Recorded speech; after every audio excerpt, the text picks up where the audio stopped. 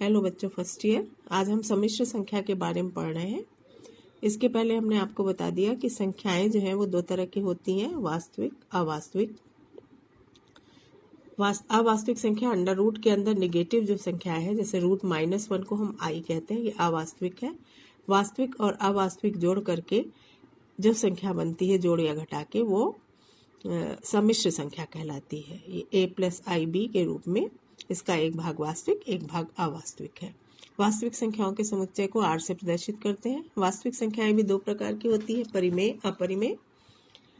परिमेय संख्याओं के समुच्चय को q से प्रदर्शित करते हैं। अपरिमेय संख्याएं आप पढ़ चुके हैं, √2, √3, √5। परिमेय संख्याओं के समुच्चय को भी दो तरह की परिमेय संख्याएं जो है वो दो प्रकार की होंगी, पूर्णांक और अपूर्णांक या भिन्न संख्याएं। पूर्णांक संख्याओं के समुच्चय को z और i से प्रदर्शित करते हैं। पूर्णांक संख्याएं भी दो तरह की हो गई, प्लस, पॉजिटिव, नेगेटिव और शून्य भी। पॉजिटिव संख्याओं के समुच्चय को i+z+ से प्रदर्शित करते हैं। ये प्राकृतिक संख्याएं, सारी धन पूर्णांक संख्याओं को प्राकृतिक संख्याएं कहते हैं। अभी हमने बताया कि √-1 को हम i लिखते हैं, तो अगर इसका वर्क कर दें तो i², ये क्या हो जाएगा, √-1 का स्क्वायर -1। i³ करें तो इसी i² में i का गुणा हो जाएगा, ये -i हो जाएगा। i⁴ करें तो i² यानी -1 का स्क्वायर +1 हो जाएगा। यानी i के जो 4 का जो गुणक होगा, 4, 8, 12, 16, 4 के जो गुणक में i की घात होगी वो हमेशा क्या होगी, +1 होगी।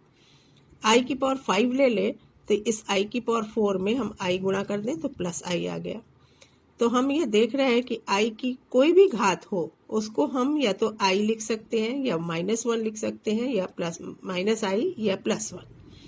इसको हम जो ऊंची घातें हैं उसको छोटी घातों में बदल करके, क्योंकि i⁴ +1 होता है, तो हम छोटी घातों में बदल करके उसको बाकी इन्हीं 3 रूप में लिख सकते हैं। किसी भी संख्या की पावर 0 वो 1 होती है, तो i⁴ जो है वो 1। तो इस पे बेस कुछ क्वेश्चन होंगे जिसमें i की घात को सॉल्व करके उसका मान निकालना होगा। अब हम सम्मिश्र संख्या की बात करते हैं कि कोई भी सम्मिश्र संख्या z i+a+ib के रूप में लिखी होती है। यदि b बराबर 0 हो, यानी इसका ये भाग ना हो, तो पूर्ण वास्तविक संख्या कही जाएगी। और यदि a भाग ना हो, वास्तविक भाग ना हो, तो ये पूर्ण काल्पनिक संख्या हो जाएगी। और अगर दोनों है तो माने सम्मिश्र संख्या पूर्ण वास्तविक भी हो सकती है, पूर्ण काल्पनिक भी हो सकती है, उसका कोई भी भाग शून्य हो सकता है। दो सम्मिश्र संख्याएं अगर हैं तो वास्तविक और काल्पनिक भाग उसके अलग अलग होंगे। z1 = a+ib1, इस रूप में हम सम्मिश्र संख्या को लिखते हैं। दूसरी सम्मिश्र संख्या होगी तो ये a1 की जगह a2 हो गया। i पार्ट इसका अवास्तविक भाग में i लगा ही रहेगा और इसका गुणांक बदल जाएगा। जैसे एक सम्मिश्र संख्या 3+2i है, दूसरी सम्मिश्र संख्या 2+5i हो सकती है, यानी a और b बदल गया। तो दो अलग अलग सम्मिश्र संख्या अगर हम लेते हैं तो उसके गुणांक a1 + ib1, तीसरी मान ली हो तो a3 मान लो, b3 मान लो। तो दो सम्मिश्र संख्याएं बराबर कब होंगी, z1 बराबर z2 होगा, जबकि उनका अलग अलग वास्तविक भाग वास्तविक के बराबर हो, a1 बराबर a2 हो, काल्पनिक भाग काल्पनिक के बराबर हो, यानी b1 बराबर b2 हो। अब कुछ छोटे छोटे प्रश्न इसी पे बेस्ड कि दो सम्मिश्र संख्याएं बराबर हैं, तो उस पे बेस कुछ क्वेश्चन। और i की घात पे भी हमने बताया कि i⁴ 1 होता है, तो उसको सॉल्व करने वाले कुछ क्वेश्चन हम छोटे छोटे अभी करते हैं। जैसे i⁻99 का मान निकालना है, तो हमने बताया कि अभी एक तो नेगेटिव अगर है तो 1 करके उसको पॉजिटिव बना लीजिए, तो ये 1/i⁴99 हो गया। और 99 को 4 के गुणक के रूप में लिखे, तो 4 का गुणक करें तो कितना आ जाएगा, 96 4 का गुणक है, तो ये 96 + 3 लिख सकते हैं।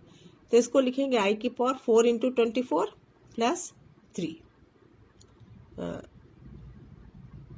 तो i⁴ 4 × 24 जो 4 का गुणक है वो 1 हो गया, केवल बचा i⁴3, तो 1/i⁴3। अब इसको हम हर हटा दें, हमें इसका मान निकालना है, तो हर को हटाने के लिए हमने ऊपर नीचे किससे, i⁴3 -i होगा, तो 1/-i हो गया। i⁴3 का मान पीछे हम बता चुके हैं, -i, तो ये 1/-i हो गया। अब इसका हर का वो करने पर हर को परिमेय करने पर तो इसके चाहे संयुग्मी से +i से गुणा कर दो या -i से भी गुणा कर दे तब भी मान आ जाएगा। तो ये -i/-i ऊपर नीचे -i से गुणा कर दिया तो ये -i/i² हो गया। i² का मान -1 होता है। -i/i -1 ये +i के बराबर हो गया, यानी i⁻99 का मान केवल +i होगा। ठीक है, क्लियर हो गया बच्चों। अब इसमें इस तरह की संख्याओं को सरल करना है। √-9 इंटू √-121।